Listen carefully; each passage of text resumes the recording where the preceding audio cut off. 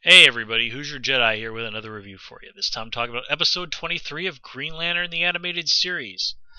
First of all, a small apology to you guys. I know this is going up quite a bit of time after the episode aired. The short version is I moved, and it's taken a really annoyingly long time for me to get internet set up in my apartment. In fact, this episode is actually going to be made a couple of days before it gets posted. I'm just trying to clear out my backlog so I can really dive right into all the reviews I'm going to have to catch up on when the internet guy finally comes by and gets me back online. So it's also been a few days since I saw the episode itself, so things are. It's not exactly fresh in my mind. I'm just kind of going off memory on my notes here, so this might be a little bit shorter than usual. Now, I was really looking forward to this episode simply because I really enjoy the mythology of Green Lantern in regards to the emotional spectrum, and in that, the Orange Lantern Corps and Larfleeze, or Agent Orange as he's sometimes called in the comics, he's a fairly interesting addition to the Green Lantern mythos. To be honest, I actually like the way Larfleeze was portrayed really in the comics. The way very early he was very kind of very sinister and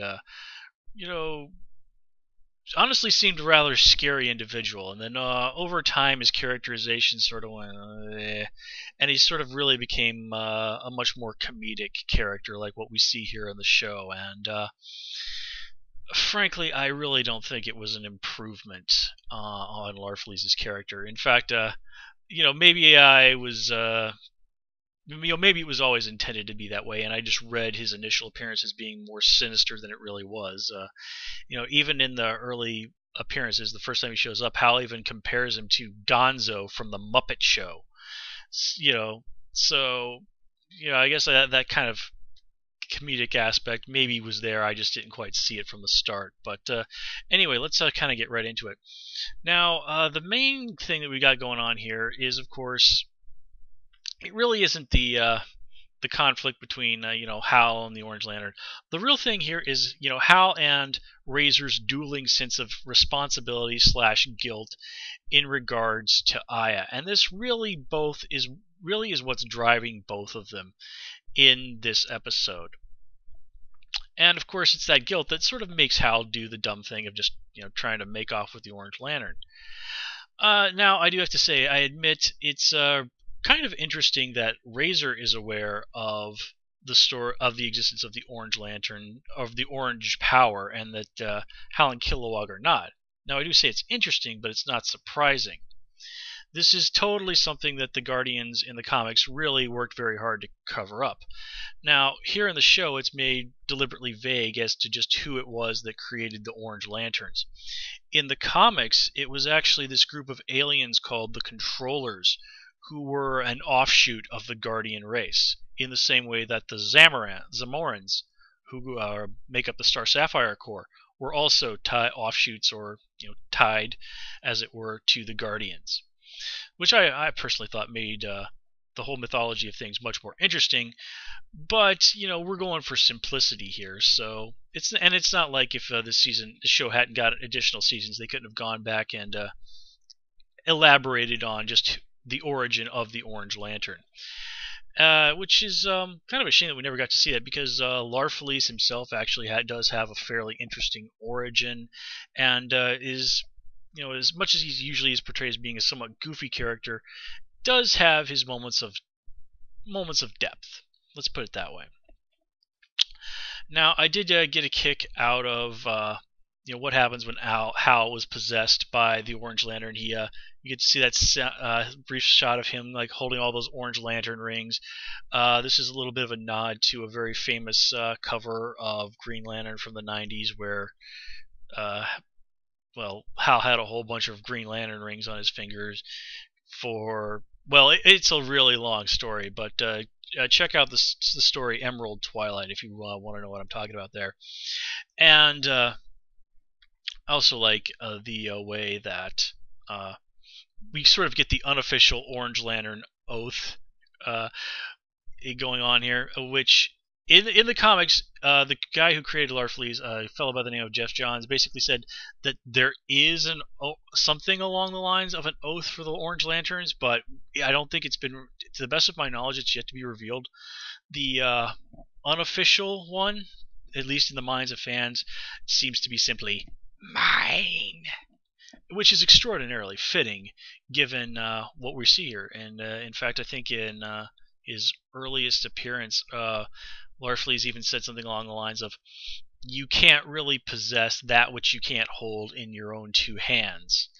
And yeah, that really does sum up his philosophy very, very succinctly. And the way Hal was clutching at the Orange Lantern, again, another very reminiscent of one of the famous covers from the initial story that introduced the Orange Lanterns. And like I said, it's definitely a story worth hunting up if you enjoyed this episode. So yeah, and bleh. Let's try that again. So the whole thing with Hal being possessed by the Orange Lantern, and of course, they have to snap Hal out of it. It's the cliche thing we've seen in 100 different shows 100 times before. I don't really have a whole lot to say about that. We also, of course, see the heroes split up in an extremely stupid fashion at the beginning of the story, even though they're on a planet that they know to be very dangerous. I can't even really bring myself to rant about that. It's dumb, but it's what was needed to make the story move along the way that it did. So, now, going back to Larfleeze for a moment, he's played, of course, by D. Bradley Baker, a veteran voice actor. He's known for doing things like the grunts and squeaks of Momo and Appa on Avatar: The Last Airbender. But these days, he's spending most of his time doing the voice of the clones on Star Wars: The Clone Wars. So, his performance here is actually pretty close to what I sort of imagined Larfleeze sounding like in my head. So I really do have to give him credit for that. It is a very solid voice. As I said, I would have kind of preferred Larfleeze in the way he sounded to be a little bit more menacing, but that's simply not the direction the show chose to go in. So okay, I'll just have to live with that. But as I said, Baker he delivers an absolutely fine performance given that the material he had to work with in terms of Larfleeze as a character is really not terribly strong. I mean, they essentially treat Larfleeze like Gollum from Lord of the Rings, and honestly, Gollum had a lot more depth. I mean, granted, they also had Andy Serkis going for him, and I don't mean that as any kind of a knock on Baker, but yeah. And honestly, folks, that's all I really have for you this episode. This is an episode that I really just had high hopes for, and it just really wasn't what I wanted out of a story that introduces Larfleeze and the Orange Lantern. Although I will get a kick out of the fact that we did get to see the construct Glomulus. The way the Orange Lantern ring works is actually radically different than any of the other various power rings in the DC universe.